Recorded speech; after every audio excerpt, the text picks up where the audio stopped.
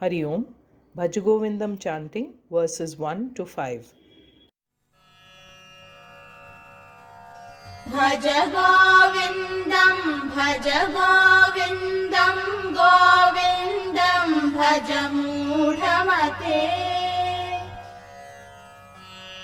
samprapte sannihite kale nahi nahi rakshati dukran karane मूढजहि धनागमतृष्णां गुरु सद्बुद्धिं मनसि वितृष्णा यल्लभसे निजकर्मोपातं वित्तं तेन विनोदय चित्तम् नारीस्तनभरनाभिदेशं दृष्ट्वा मागामोहावेशम्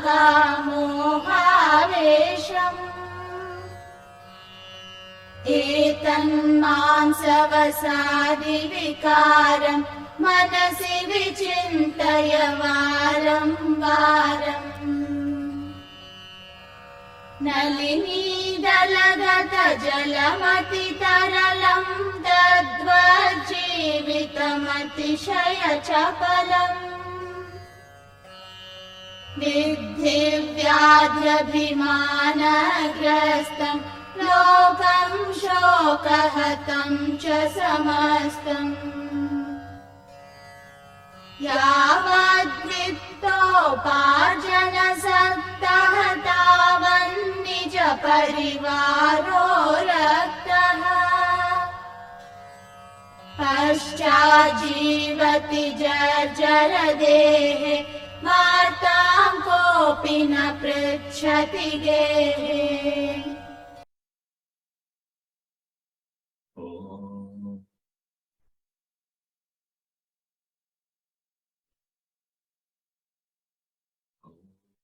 सहना भवतु सहनौ भुनक्तु सह वीर्यङ्करमावहै तेजस्विनावधीतमस्तु मा विद्विषावहै ॐ शान्ति शान्ति शान्ति.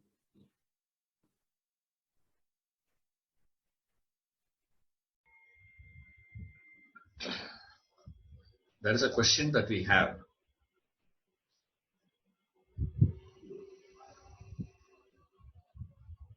I have lived out most of my life. Should I be learning now or focusing on God? Now that's what Shankara is saying. Learn is what he is saying. At least now start learning bhajagovindam is what he is saying. You are asking, should I do that or not? You know, what you are supposed to do is this now. It's not that it's not that after your retirement you do this. That's not what he says.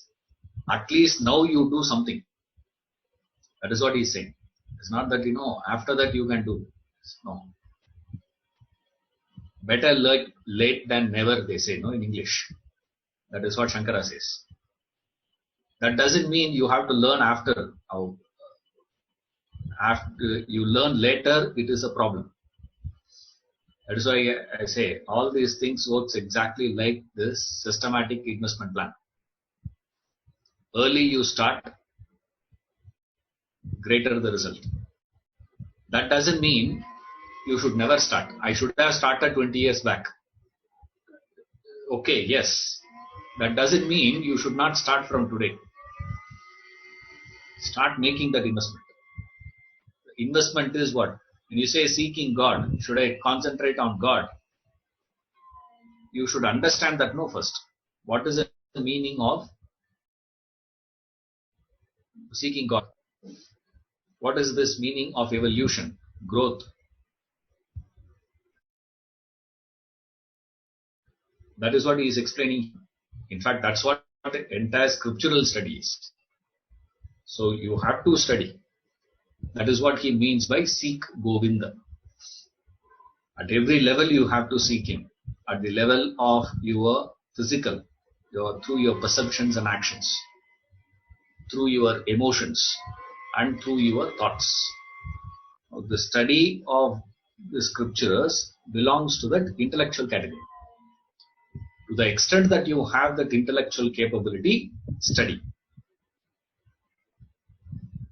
Then comes various other things. Now all those associated ideas I'm not explaining. What is the meaning of intellectual capacity? How can you determine your intellectual capacity? All these things is not our purview in this context. Right now our focus is only particular to this. Otherwise it becomes too vast. See, study should be done. This is what teaching is. This is where teaching is so complicated. Speaking is easy. Teaching is a big risk. Because we should be teaching Prakarana Grantha as Prakarana Grantha. We should be teaching this Smriti Grantha as Smriti Grantha. We should teach Shruti as Shruti. See that? I'm just using Sanskrit words so that we understand, because in English it's difficult to get it. So you better learn this, few words. Prakarana means introductory text. Introductory text should be studied as introductory text. Now you can't be taking introductory text and start presenting as though this itself is Upanishadic text. Then when you go to Upanishad, what will you do? Right. There is a small text written by Shankara only called Vakya Vritti, explaining the 3 words Tat Tvamasi. That statement. Elaboration is that. Now you take that text and you take this bhajagovindam, you should be able to make distinction in their positioning. According to this level, this should be taught. Exactly like you study gravitation in your 6th standard. You study gravitation in your university. And you may be doing PhD also in gravitation. There is a difference, right? Imagine the PhD level discussion were brought to the level of a 6th standard student. What will happen?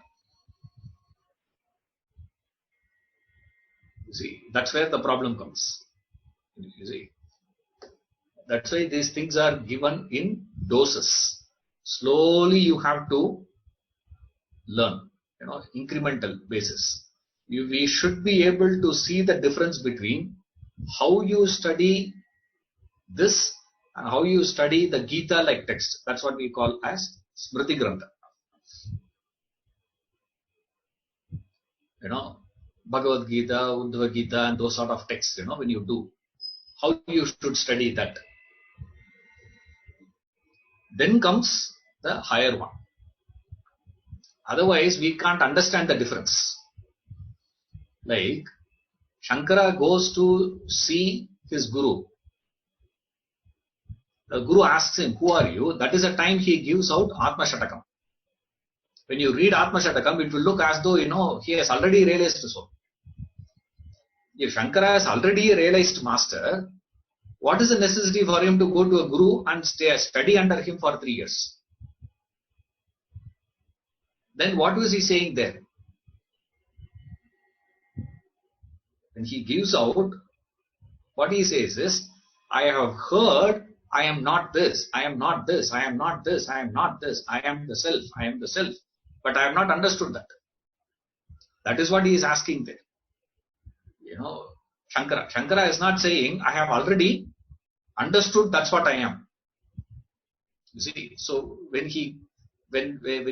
we study texts, what we have to understand is the texts have different levels. As it graduates, we also should graduate. The tendency we have today is we want to straight away go to Upanishad. Straight away go to that higher things, which is not the right way to teach. And the problem is many teachers have contributed to that. That's where the problem is. It's not only the student's mistake. Many teachers have made a mistake of presenting certain ideas which is not meant for a common man. It's not meant for a common person. That's what I say. See, for United States got to know about meditation when? After Mahesh Yogi. After Mahesh Yogi, transcendental meditation only, they got to know about meditation. But in India, meditation was existing for how many years? 5,000 years. But we will never find a single Mahatma who came out and started propagating meditation to common man. So many masters had come, no? Why Shankara doesn't know about meditation? Madhva doesn't know about meditation. Ramanuja doesn't know about meditation. Chaitanya doesn't know about meditation. Namdev doesn't know about meditation. Jnaneshwar doesn't know about meditation. Kabir doesn't know. Every master knew about it. But nobody brought that meditation to a common man. Why? It's not meant for them. It's not that they don't know it. It is not to be presented at that stage. It has to be presented at the level where the student comes. You see, all these things comes into picture only when you have that disturbance in you. Ramtirtha gives a beautiful example. He says, in the olden days, it seems, in the train, when the train comes to a station, a person will be selling, water in a glass. Like today, we carry this, tea. They have 8 glasses they'll carry in one. Like that, a fellow will carry, it seems. One anna, the fellow will be going and selling, water. If you call him and ask him, why are you selling? Can you give it for half an anna? You start negotiating with him. What he does, he leaves immediately. He will not stand and negotiate with you. Why? He says you are not thirsty. Because if you are thirsty, you will not negotiate with the fellow. You will say what? Give me water first. You are not going to be having the discussion with him. Cost effectiveness of this. How did you price it? What is your profit margin? That means what?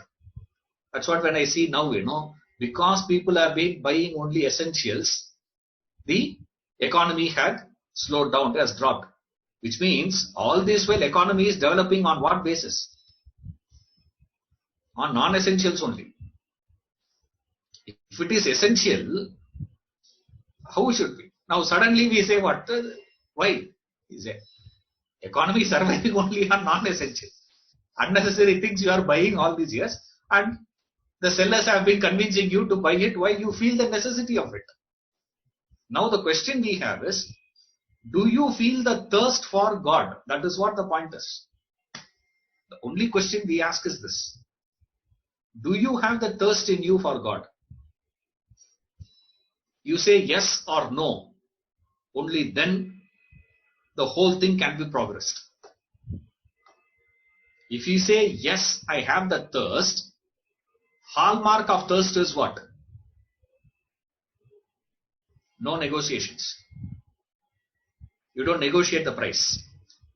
If you are thirsty for water, you don't negotiate for price. Similarly, if you have the thirst for evolution or realization for God, do you have that thirst in you? Yeah, we say, yeah, I want to realize also. All of us will say what? Ishwaran, if I can get realization also, I'm willing to go for it. See? It is not that I want realization only, too much. I say, okay, you can't be like that. At least, do you keep realization as your number one priority in life? First, let me realize, and then do other things. That also we don't have. I say, okay, in your list of priority, is he in the top 3? Like we have no movies along they show top 10. I remember, every week we used to have one show, top 10 movies. Every week, one fellow will come and define top 10 movies of the week. I say, is God or evolution, realization, growth, is there any one of these things in your topmost priority? No. Where is it, sir? 286th item in our list of priority. Where is God in your list of priorities, sir? 286. Before that, 285 should be completed. Now, how can we teach about God to a person in the same way? There are 3 fellows. One fellow says, I want only God. Another fellow says, the topmost priority in my life is God. Another fellow says, by the way, if he is also there, good for me. Now, how can teaching be the same for all 3? Now, bhajagovindam comes under what level? Bhajagovindam comes to the person who says, God is not my priority. Then, something else. What else can be, if not God, world alone can be a priority. That's all. And then life alone is a priority. First thing I need to take care of things. This is what everybody says. First, let me take care of myself. Under that one belief, you justify your whole life. Everything that you are doing in life gets approved. All the misdeeds, all the wrong things that you are involved with in life gets its approval. On what basis, sir? Because no one has the courage to tell you back. Only a master will have that power to tell you. Why do you have to take care of yourself? You see, immediately that master nobody wants. That sort of a teacher nobody will go to. We say, no. The teacher should come to me to teach me what? Is there anyone who challenges that? That is what Shankara does here. This text itself is designed for a person who says, sir, I am totally lost in the affairs of the world. Now, I have to take my eye out of this first. First, I have to take my eye out from here and then place it there. I have to pluck it from here and then place it there. So, two things have to be done. So, Shankara in Bhajagovindam, he helps us to do these 2 things by exposing us the ground realities of life. So, perfectly is the right thing to do is whatever stage of your life is, it doesn't make any difference. I assuming that person says, I am very old now, that's all. For your information, those who don't know this should know this. When Bhagavad Gita sermon was given to Arjuna, Arjuna was 87 years old. Krishna was also 87 years old. So don't think that, Arjuna was a 32-year-old man or something, 28-year-old youth. Now, you people believe like that. Because that's how in the movies and all you see. In the movies you see like what? Young fellow coming. Then what you have to understand is how old Karna must be. It's all there in Mahabharata, in the record. They have recorded that. How old is this person, how old is this person and all that. Then how old Bhishma must be. Arjuna is 87. Bhishma must be how old? Must be at least about 250 or something like that. Peculiar, these people. Now, there is no such thing as your age. Remember this. However, if you ask me, Ishwaran, is it better to start early or later? Definitely answer will be what? Early the better. But I missed it. Doesn't mean anything, please. It doesn't mean you are in a disadvantageous position. See, mathematically I will explain. Then it becomes very easy to understand. What is the gap between 1,000 and a crore? There is one fellow who says, I earn per month 1 crore. Another fellow earns 1,000 rupees. What's the gap? And there is another fellow who says, I earn 2.5 crore. One fellow is earning, okay, 1,000 may be too less, okay. Take it as 10,000 rupees a month. One fellow is earning 10,000 rupees. Another fellow is earning 1 crore per month. Dollars also you can take. Doesn't matter. Why, imagination only, no. Why be miserly? Put it as dollars. 1 crore dollar he is earning. Another fellow is earning 2.5 crore dollars. Who is closer to 2.5? 1 crore or 10,000? Obviously, you will say what? 1 crore is closer to 2.5. 1 crore will be closer to this. Okay. Now, I say, there are 3 fellows. I introduce a 4th fellow now. Okay. One fellow is 10,000. Another fellow 1 crore. Another fellow 2.5 crores. Okay. The 4th fellow is infinite. Who is closer to infinity? 1,000, 1 crore, 2.5.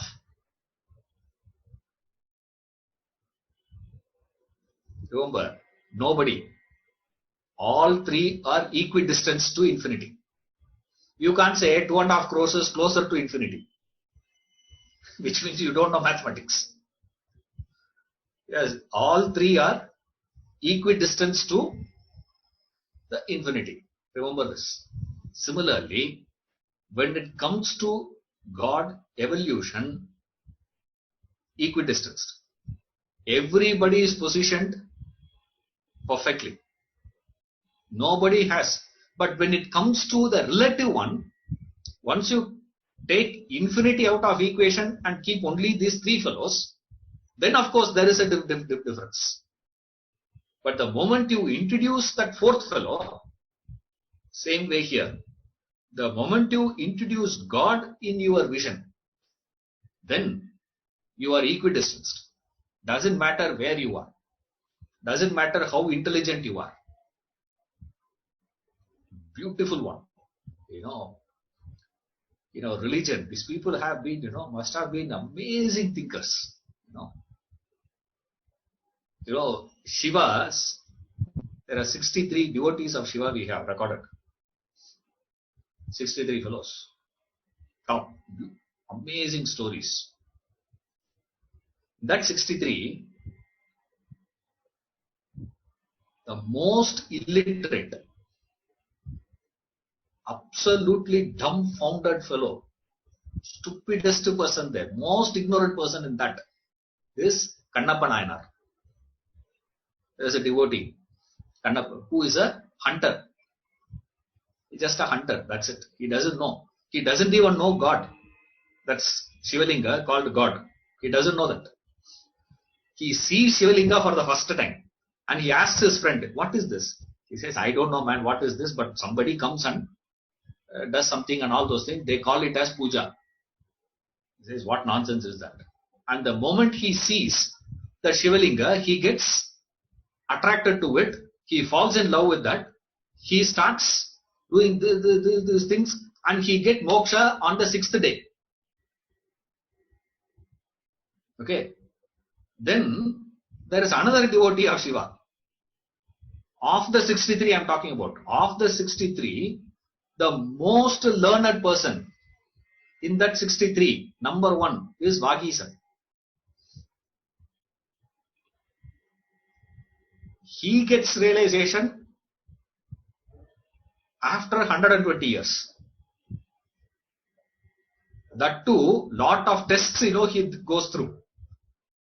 120, when he was going towards Kailash, so old he is going towards Kailash, Shiva throws, gold, diamonds in front of him, just to test him, whether he is falling for that. And he is passing by, he sends, damsels and all that to test him. To whom, sir? To this. He is called as Upper. His original name is Vagisan. His name, Upper. He is known as Trinavasa, another name of his. He gets it so late. Who is he, sir? Most learned person. The dumbest of the dumb fellow gets it in 6 days. Who is better?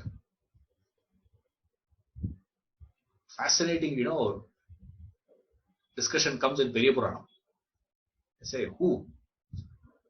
Remember, your expertise, your learning, that doesn't mean you should not learn. Okay, therefore what we should do, sir? All of us should go towards that. That's why I used to really wonder, when I was small, I was reading only these books, the stories, not much on the Ramayana, Mahabharata. I was so impressed by the devotee's life. My mother and all, my grandma and all used to get really angry with me. This fellow doesn't read anything else, all the time. How can he read the same story? That's what I used to wonder. Read something else, no. Different books you read, we can understand. How can you read the same book? At least, if you read a book like, on quantum mechanics and, this one and all that, you don't understand, therefore you will go back again. Now, it's just a story. That's all it is. They say one reading you give, you understand. Now, more than that, what is there in that? You go on reading again and again. But somehow I used to get really inspired. See, I used to get so wondered why the fellow wrote, so many stories in one book. Story after story after story. Because he has to rush through many places I see. Say Ekidar, the author, he has to rush through things to cover. Why he is doing all this, He could have taken one or two fellows and elaborately done, like, other, poets. They take one story and elaborately, deal with it. Like Silapadigaram or, Ramayana, that sort of a thing. One story, elaborated. That's easier. 63 stories, why is he doing that? It's only to make us understand. Remember, you can't go through one method. How many? Infinite number of ways to reach to God. There is no single way. Go to Him anywhere. And never think someone ahead of you, someone behind you. With reference to God, what is it, sir? All of us are in the equal position. There is no difference. Now you can't say, I am closer to God. Why? Because you are teaching bhajagovindam. No, sir. Therefore, you must be closer to God is what you believe. That's why the problem is. The problem is from where it is coming. There's a lot of people say, you are so lucky. You got, to study this Vedanta at a very young age. This is how many crores of Janma I have completed for me to come to this. How many Janmas you have covered to come to your point? Who knows all that? If you take all those things, only we can study. You can't take just one life and study. It's too narrow view of life. There is no such thing as you are ahead or you are late. There is no late, there is no ahead also. Everyone is positioned perfectly well for your evolution.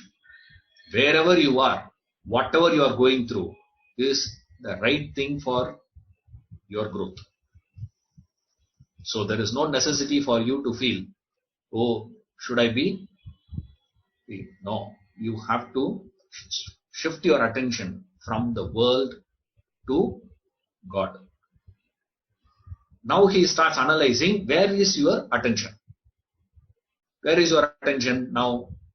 First thing he says, your entire attention is being only on accumulation of wealth. Accumulation. What I am gathering, earning wealth. Why? Because you have a wrong notion of wealth.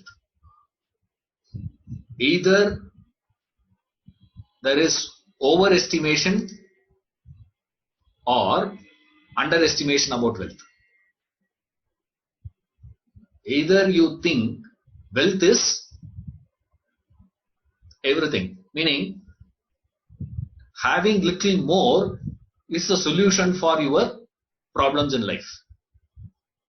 Little more if I have, I can find solution. For all my problems, what, sir? Scarcity is the problem. So solution is what?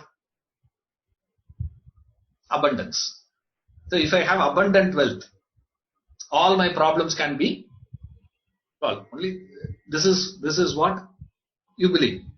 Then there is another group of people who say, hey, wealth is useless. Wealth is always useless thing. You are wasting your time, you are wasting your things, man. It's useless. What is he doing? They go on criticizing wealth, they go on condemning it, saying don't. So one group of people say everything can be resolved with wealth. Another group of people go on saying wealth is zero. It has no relevance at all. That's where the problem is. It's that misunderstanding that you carry. As a result of which, what is happening, sir? One group of people rush towards it. Why do you rush towards wealth? Because there is a belief you have. What is a belief? You have established a link between two things.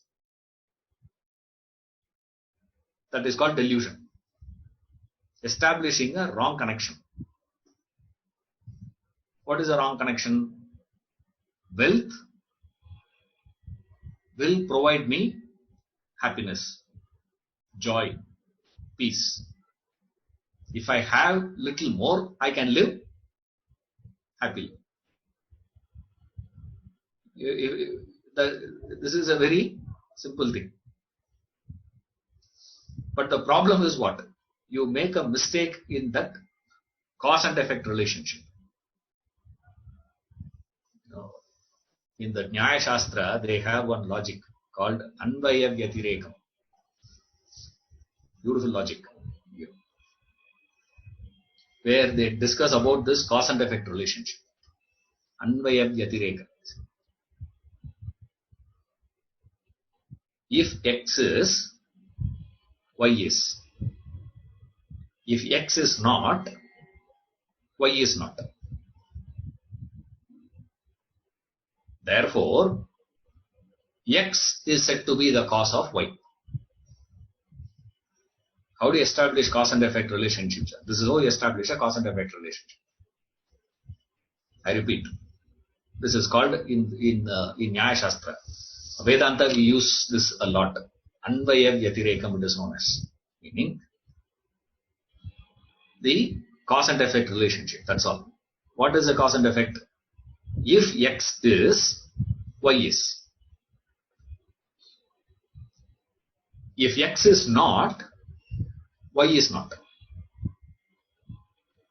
Only then X can be called as the cause of Y. If X, without X, if Y can exist, then you cannot say Y is the cause, Y is the effect. X is the cause for Y. You cannot say that. So first thing we have to establish is this. What is it, sir? Now we have to apply the rule here. Wealth and peace, happiness. We ask this question now. If wealth is, peace is. If wealth is not, peace is not. Then we can say wealth is the cause of peace. Is that true? We ask this question now. Ask the same question. Is wealth presence, is it equally giving happiness to everybody? If you have 1 crore wealth, if you take as a reference point, that's where the problem comes for all of us. That's why there is a lot of fluctuations we have. One fellow says 25,000 is, another fellow says you need minimum 1 lakh. No, he says. Another fellow, that's what I said last class. How do you define your necessity? What defines your necessity, sir? Your affordability defines your necessity, isn't it? If I can afford to buy a 4-bedroom house, then 4-bedroom house becomes my necessity. If I cannot afford to buy a 4-bedroom house, it never becomes my necessity. Then what's a thatched roof is my necessity, it becomes. Think carefully. What makes it as a necessity for you? Another fellow says, no, it has to be there has to be a lawn, there has to be a golf course, has to be this. With all that only you should have a house. Without that, what is a house? Why he feels like that? Because he can afford it. You see, you will never find a man who is searching for a single bedroom house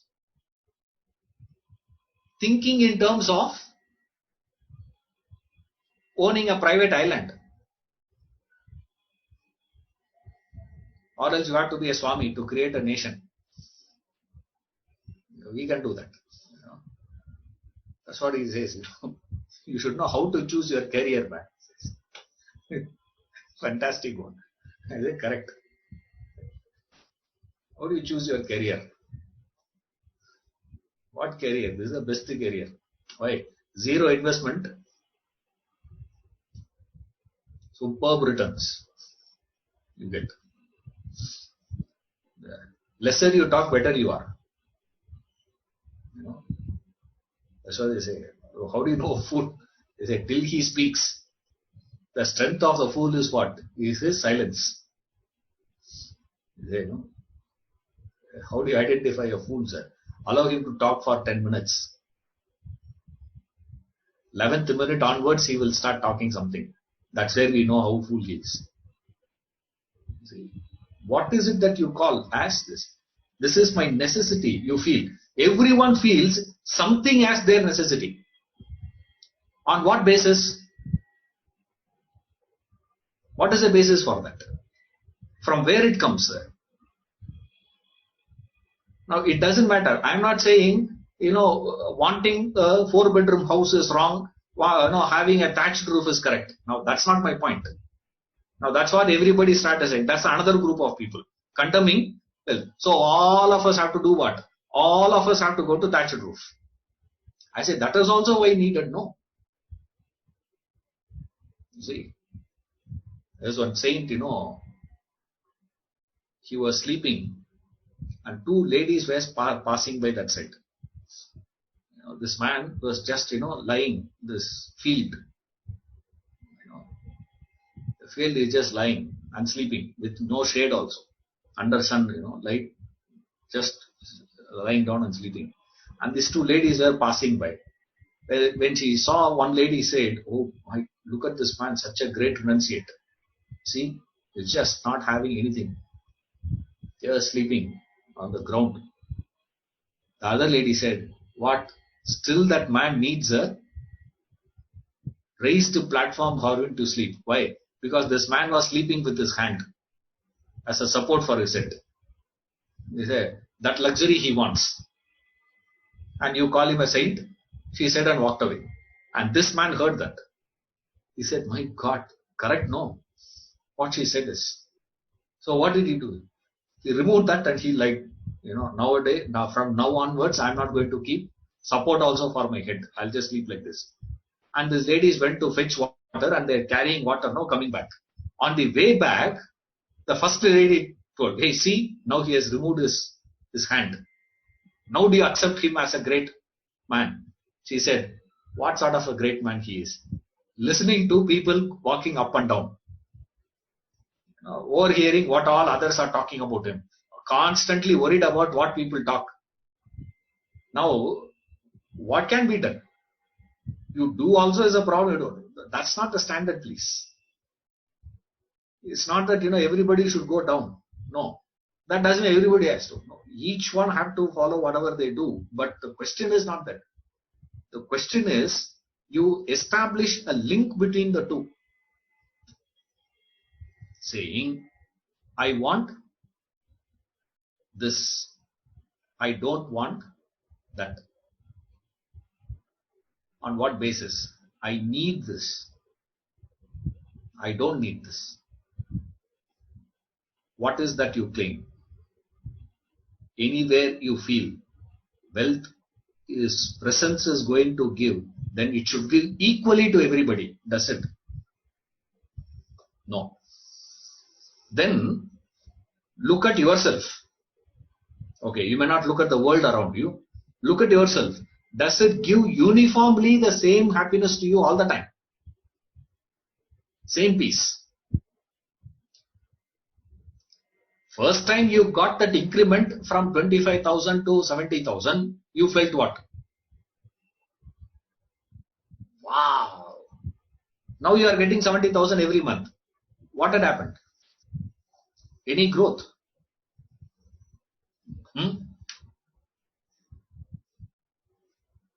Nothing, no. That's where we say, what is the difference? One person, is it giving equally to everyone? No. Then what's there? Is it equally giving unhappiness to people who don't have it? We have to establish that also. If it is present, it is giving. If it is absent, it should not give. No. Those who are not having should be unhappy. Are they? No. So therefore, what we understand? We understand there is no direct connection between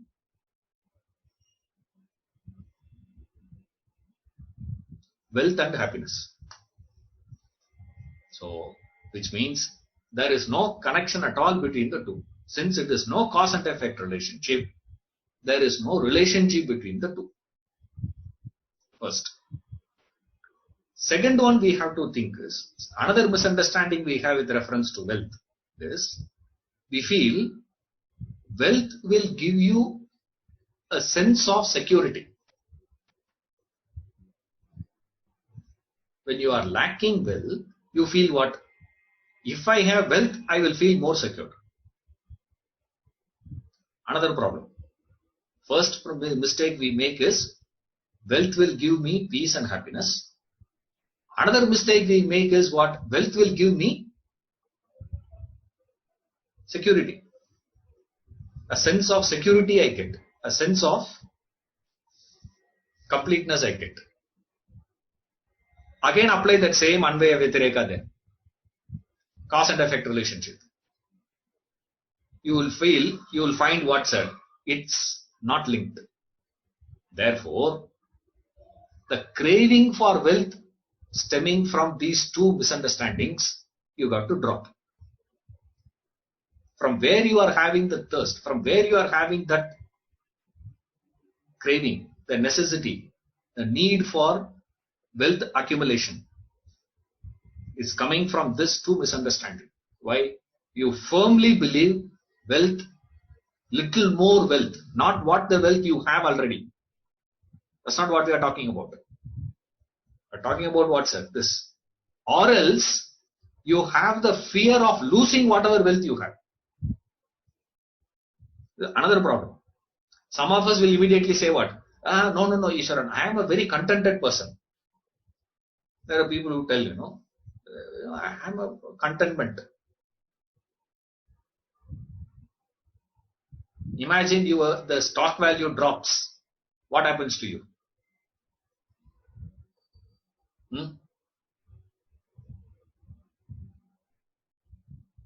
Your property value drops. What happens to you? Mutual fund investment you have made. Now you see the mutual fund, you get a heart attack. That means what? Earlier he says what? I am a very contented person. Means what? Whatever I have should not leave me. I am not greedy to add more to it, but whatever I have should remain with me. That you should not take. That should remain with me. That nobody should take. That should be there. If that leaves me, I collapse. Then how do you think that's giving you security?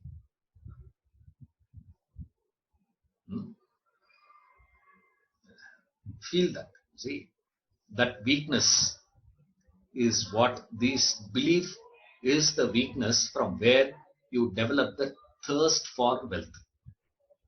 So Shankara says, drop that first.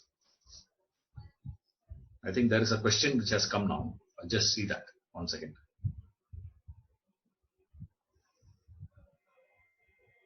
What is the meaning of evolution for a person in the context of God? Evolution means going closer towards God. In the context of evolution. Evolution means what, sir? You are moving closer to Godhood. Every day you are marching either towards the world or you are marching towards God. You have only two options. If you are marching towards the world, that is called a devolution. You are marching towards God is called evolution. So evolution means that you are moving towards that Godhead, whatever be that, right? You are moving in the other direction. You are not moving towards the world. You are not getting more and more involved in the affairs of the world. What is happening around you, what is happening inside you, what is happening to you, all the time focus is only on what? Anything and everything happening, you interpret connecting to you. That is called devolution. Is this the time that market should crash? When I entered the market, as though entire stock market is operating, waiting for you to invest your money. I don't know, sir. The moment I go, a lot of people say that, when I go and stand in the bus stop, except the bus that I want to go never comes. All other buses come. As though in the depot, people are staying there, waiting, checking. Okay, now this guy has come now. Ishwaran has come to the bus stop. Hey, he wants to go to Whitefield. Don't send that bus, okay? And I go there only this not. Only when I get in this. Anything that is happening, you interpret according to what? To me. Linking everything to me. So, till I go home, let it not rain. Right? So, Varuna Bhagavan should wait. Has Ishwaran got inside the house or not? Even parking lot is not enough. Why? From the parking lot, I have to walk and come. No. So, if I get wet, no, it should not. And my bike also should not get wet. So what? Till I go and put this one, covering that bike and all those things, and then I tell Varuna Bhagavan, come now. He will come, and next day morning when I come out, he should. Now, is everything what's happening around us, that is called a devolution.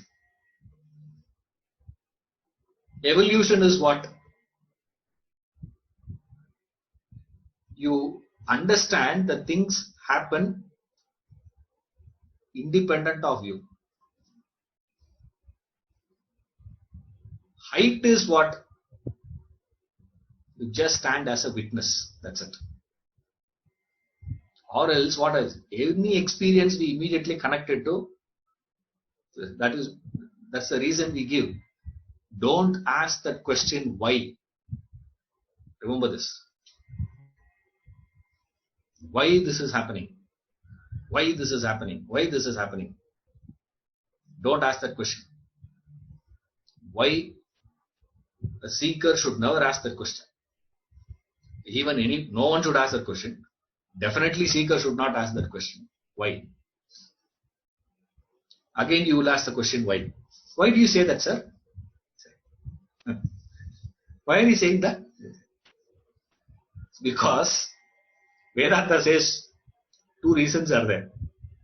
Because there is no answer to why. Why this is happening to you? There is no answer to it. Or any answer given to you will not convince you. There is no answer to it.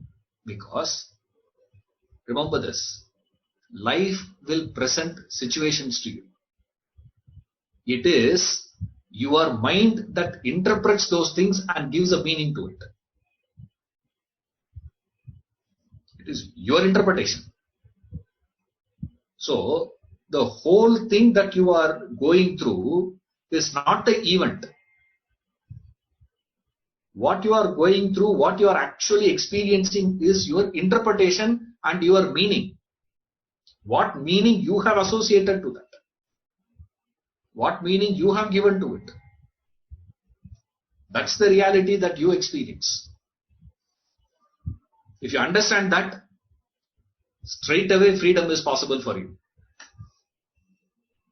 If you don't understand that, there is no freedom possibility at all for human beings. Because till death, situations will be coming. Life will be posing situations to you. Situation. Like now people say, Corona. Now you talk about Corona. In January, did you talk about Corona? You had some other problem to talk about. Now you are talking about Corona. In 2021, you talk about what? Some other problem. Some other thing. Something or the other throughout your life you will be going through.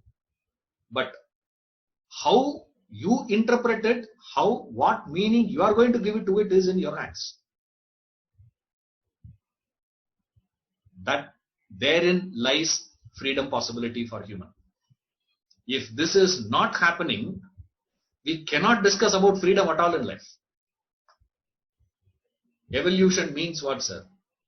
Means moving towards that freedom. You move towards freedom. So every day you look at your life. Are you moving towards freedom or you are moving towards slavery, misery, bondage? More and more what is happening, sir? Bondage only is happening. Binding. How you are binding, sir? Through your own interpretation, not through the events. Event has no reference. Remember this. It is your interpretation that defines everything. Fortunately, that's how human life is. Therefore, you can free yourself. How, sir? Entire thing hinges on your interpretation. Your meaning, isn't it? What meaning I am going to give it to it is what the reality going to be for me. Then I have full freedom to give whatever meaning I want to give. The problem we have is what? You give wrong meanings, you give wrong connections, you give wrong, that's where ignorance, that's where delusion, that's where confusion, that's where misery, slavery, all that comes. You evolve and you go closer to wealth. What is the meaning that you are going to associate to wealth?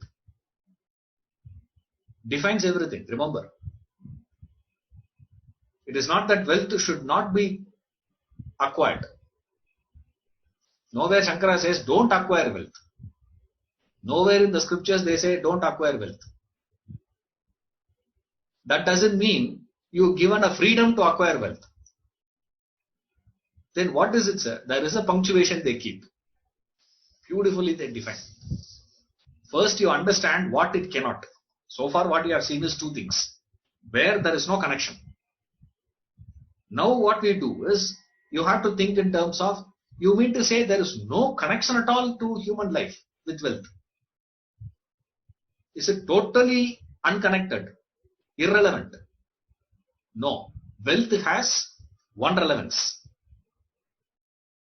What is the relevance of wealth?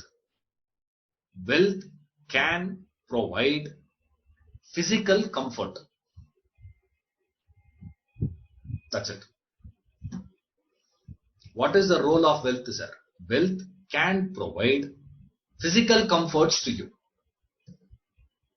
If you have wealth, you can feed your physical better.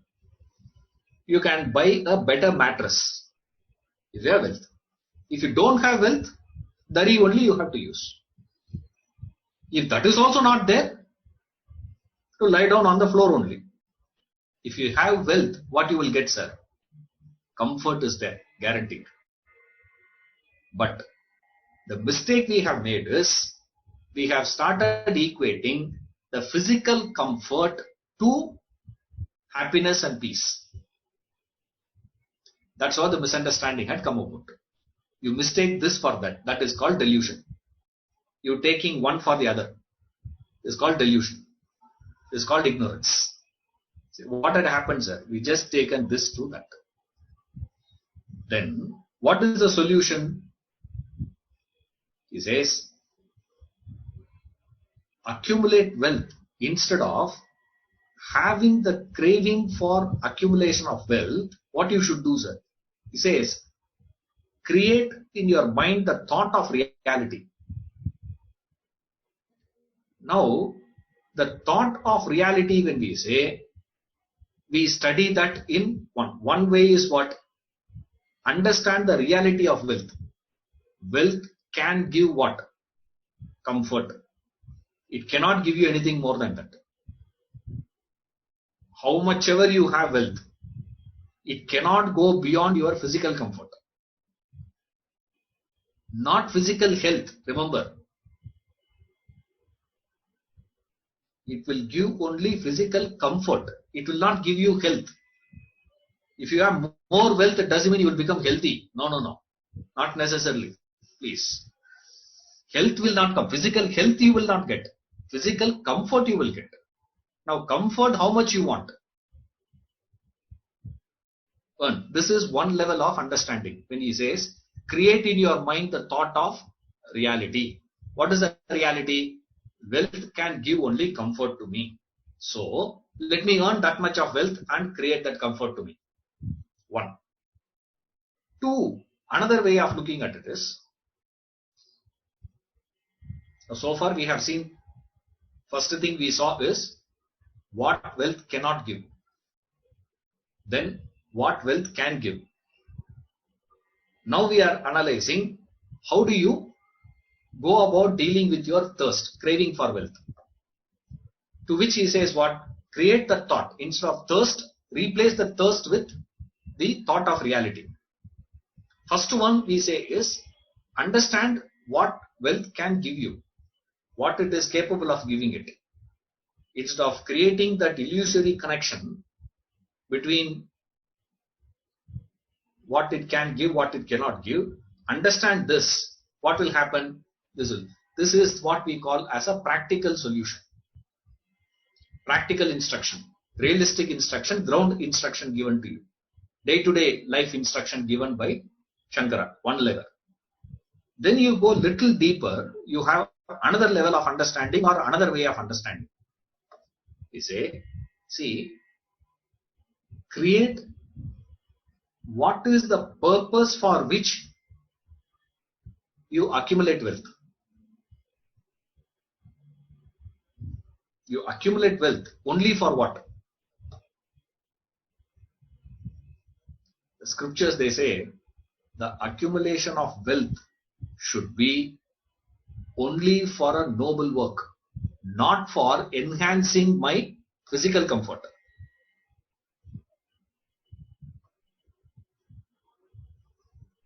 You create wealth, you acquire wealth, but that acquisition of wealth should be for what, sir? Should be for a noble work, a noble cause, for a higher purpose. Higher purpose means what? Beyond me and mine. Beyond me and my family. Today you acquire wealth only for what? For me and for my family to enjoy. Only two things we have we have in mind. See, beyond whatever is being consumed by my family, if there is anything left out, that will be shared with others. Maximum. And we call those people as philanthropic personalities. That is not noble, please. That is not nobility. That is what? I cannot eat anymore. Therefore, what do? I give it to you. So, I consider your stomach as what? Dustbin. Suppose if you are not willing to take, what will I do? Suppose I tell you, hey, I have got this, man, what to do? I have, I have ordered extra pizza. I didn't know the size. So I made a mistake of ordering pizza. Most of the time that happens with pizzas. That's why you see a lot of people start eating, the pizzas. They don't complete full thing. The corner, crust they throw. Why? They can't eat anymore. Now, if when I give that to you, if you don't accept it, where will I put that? Now, I have to throw it in the dustbin only. So, when I am sharing that with you, what I am doing actually, sir? I am considering your stomach as what?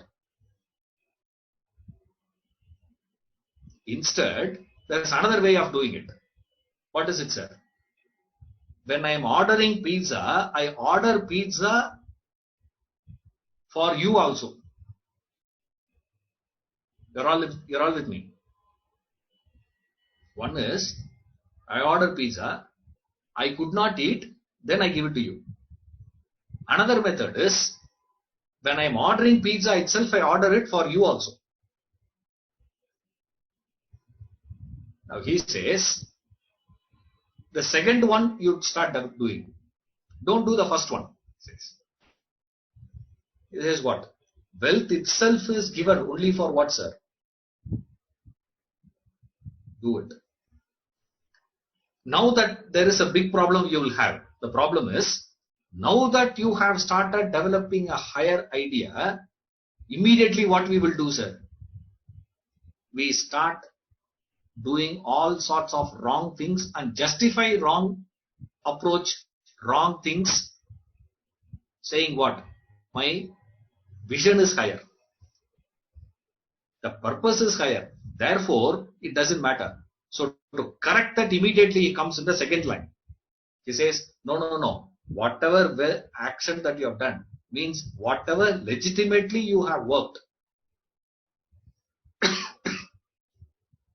We start justifying our wrong things. Always we have this weakness.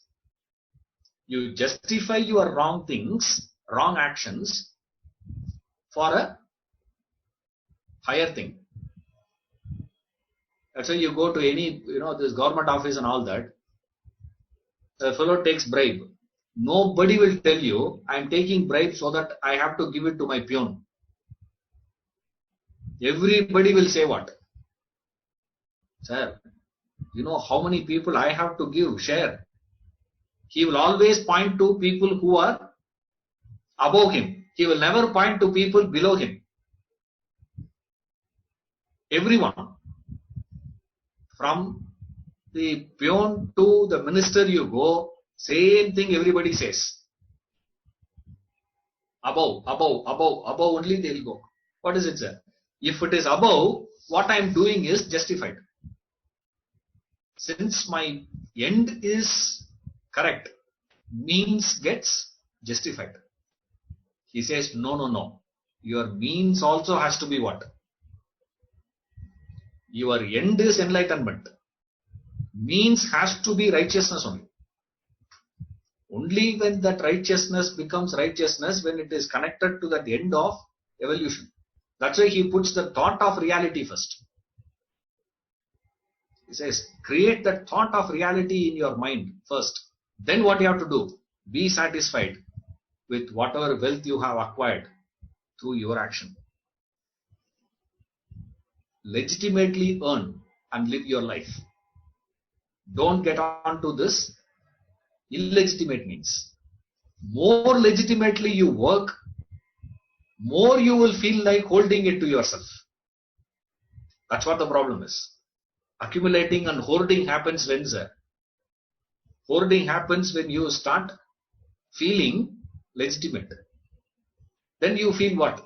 I am legitimately holding it. Why? Because I earned it with so much of sweat, hard work.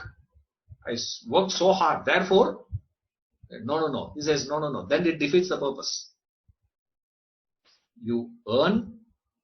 When you are earning itself, you earn for what, sir? Not for enhancing my comfort. Not for this. Then for what you are earning then? Earn for a higher cause. Then goes the third level. First layer of understanding is what? Thought of reality. Create the thought of reality. Very, very basic. What? It can give only physical comfort. It cannot give happiness. Understand that and earn. First layer. Second layer is what? Understand a higher purpose. Create a higher purpose for your earning. And then go about earning. Legitimately. Understood. Then comes the third way of doing it. What is it, sir? This is the classic. Classical way of doing it is what, sir? Forget about earning and all that. Create the thought of reality. I am earning it only for my evolution. Only for realization. So you are working in the office. For what, sir? For realization I am working. For evolution I am working. Then work takes a different turn. This is where 3 layers of understanding comes. So first thing, I'm just recapping what we did. What wealth can give, what it cannot give. Don't make a wrong connection. Wrong connection is of 2 things. One, we thought wealth can give happiness, can give security. Wrong connection. Then what is the right connection is what? Wealth can give only physical comfort. Then what you should do, how you should go about this craving for wealth accumulation, accumulating tendency, hoarding tendency, how do you handle that, sir? Understand it can give only physical comfort, it cannot give security. Then go about earning legitimately your life. 2, create a higher purpose. Dedicate all your efforts to that. Meaning beyond every time you are doing that action, you have to consider what, sir? That should not have any benefit whatsoever to me or my family. My son, my daughter, my father, my mother, my sister. That is too much actually. Right? Today, maximum today is what? My daughter, my son, myself, my wife or my husband, my son, my daughter. Beyond that, you can't think anything more. Conceive something beyond and start working for that purpose. Thus, you can handle your craving for wealth. Third one is the final solution. Final way Shankara gives is dedicate all your efforts for realization. Instead of having a thirst for wealth, have the same thirst for God. Only thing is what? Thirst you shift. How much you have the thirst for wealth, same thirst cultivate for God. This will displace that. Meanwhile, what you have to do? Anyway, whatever you get is, you get what you deserve, not what you desire in life. That's what life is. What is the problem? Just go about it. He says. Switch over, he says. Mooda jahihi nadama drishna. Kurusad buddhim manasidi drishna. Ella bhajai nija parmopat. Vittam tena vinodaya chitta. Be content. Content your mind with whatever wealth you have obtained. Whatever you get doesn't matter. Be satisfied with it. This is not the false contentment we saw earlier. Okay. Whatever I have should remain with me. That should not leave. That's not the contentment he's talking about. Whatever happens doesn't matter. Why? Your entire focus is shifted to the thought of reality. Then it doesn't make a difference. More we'll see in the next class.